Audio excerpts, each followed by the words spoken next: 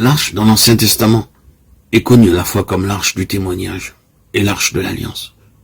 Ce nom de témoignage est bien connu dans le langage du Nouveau Testament. Cependant, dans l'Ancien Testament, il est employé dans un sens un peu différent.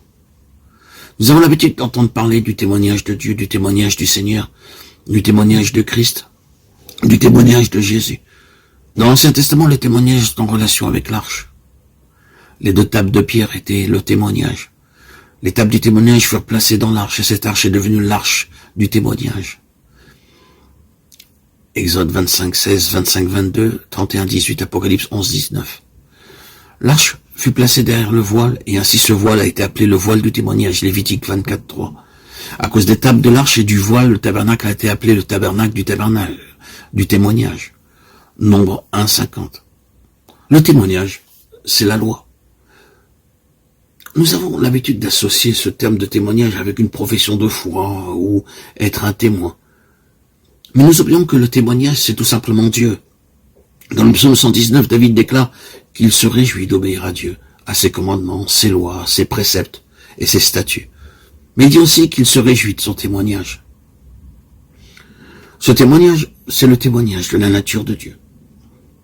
Dans un passage, le témoignage est associé à la sainteté de Dieu. C'est par-dessus toute autre chose. Le témoignage que Dieu désire pour son peuple, une sainteté parfaite. Nul ne peut aller vers Dieu sans l'absolu de cette sainteté. Le témoignage de Dieu ne peut se trouver qu'en Christ. Les 2 tables de la loi ne se trouvaient pas ailleurs que dans l'arche. Aucun homme n'a pu faire pleinement la volonté de Dieu. C'est en Jésus-Christ que vous voyez la volonté de Dieu pleinement accomplie. C'est le seul qui ait pu déclarer « Ma satisfaction, c'est la volonté de Dieu ».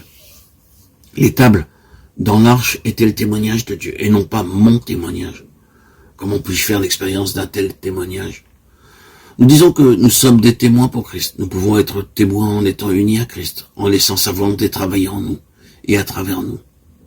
Nous entrons dans l'expérience de ce témoignage, et ce témoignage devient notre témoignage. Remarquons que 2 autres choses ont été placées dans l'arche après les tables du témoignage, le vase contenant de la manne et la verge d'Aaron qui avait fleuri. Nombre 17, 4, Hébreux 9, 4, Exode 16, 34. Par ailleurs, il est déclaré que la manne et la verge furent placées devant le témoignage. Ce sont les 2 seules choses associées avec le témoignage. C'est comme si Dieu disait à son peuple, sans ces choses, mon témoignage ne peut pas devenir votre témoignage.